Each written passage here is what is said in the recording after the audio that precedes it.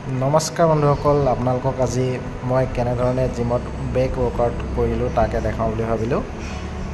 প্ৰথমে জিমত গৈ মই ৱাৰ্ম আপ কৰিলোঁ প্ৰায় 5 মিনিটমান। ৱাৰ্ম আপ কৰাৰ পিছতে পুল আপছ কৰিলোঁ 3টা। তাৰপিছতে আমাৰ হাফ ডেডলিফ্ট কৰিলোঁ। প্ৰথমতে আৰম্ভ কৰিলোঁ মই 70 কিলো, তাৰপিছত 130 এনেকৈ 160 লৈকে গ'লোঁ। 4টা মাৰিলোঁ, 4টা এক্সাৰচাইজ কৰিলোঁ। হাফ ডেডলিফ্ট এনেধৰণে আপোনালোকে ভালকৈ ফৰ্মটো চাই লওক। চেষ্ট আপ থাকিব লাগিব আৰু বেক স্কুইজ কৰিব লাগিব। তাৰপিছতে এনেকৈ আমি ৰ'প এখন বেঞ্চ ৰাখি পেলাই ৰ'প এনেকৈ টানিলোঁ। ভালদৰে এক্সাৰচাইজবিলাকৰ নাম মই কোৱা নাই, ভালদৰে ময়ো নাজানো তো আপোনালোকে চাই শিকিব। এনেকৈ চেষ্ট আপ ৰাখিব লাগিব, এনেকৈ ফুল কৰিব লাগিব।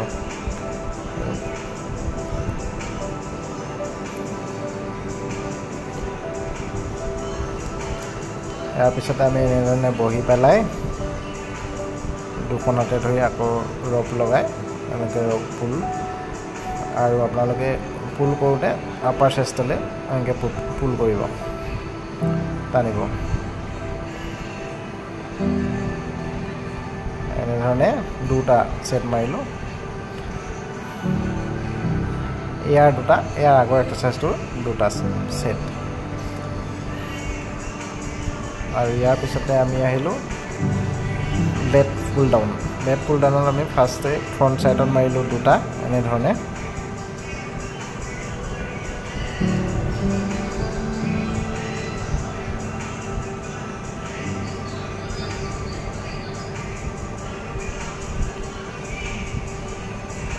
ইয়াৰ পিছতে আমি আকৌ ফ্ৰণ্ট ছাইড এনেধৰণে মাৰিলোঁ, বেক ছাইড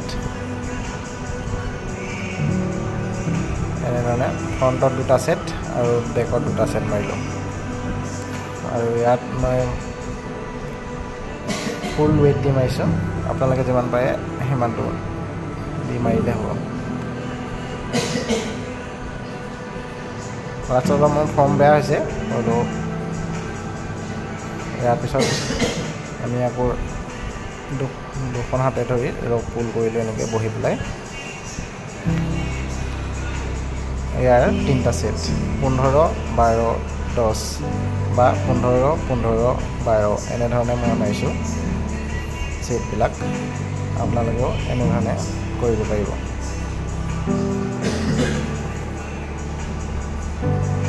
আৰু মোৰ লগত মোৰ প্ৰশিক্ষক আছে, প্ৰশিক্ষকৰ সৈতেহে মই এক্সাৰচাইজ কৰি আছোঁ। তেখেতে যেনেধৰণে দেখাইছে তেনেধৰণে মই কৰি আছোঁ। আচলতে অকলে কৰিলে এক্সাৰচাইজ ভাল নহয়, কোনোবা এজন পুছ কৰা মানুহ থাকিলে এক্সাৰচাইজ সদায় ভাল হয়। আৰু তাৰপিছতে মই পুল আপছ কৰিলোঁ, আৰু পুল আপছত 2টা ছেট কৰি আমি প'জিং প্ৰেক্টিছ এনেই আৰু জাষ্ট অলপ প্ৰেক্টিছ কৰিছোঁ। আৰু সেই পিছফালে দাদাজন সদায় আহি পেলাই এনেকৈ ধেমালি কৰি থাকে। মই কিবা ভিডিঅ' চিডিঅ' বনালে আগত ওলাই দিয়ে। আৰু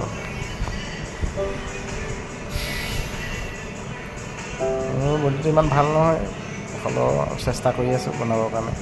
পিছফালে দেখিছে নহয় দাদাজন, এয়া চাওক।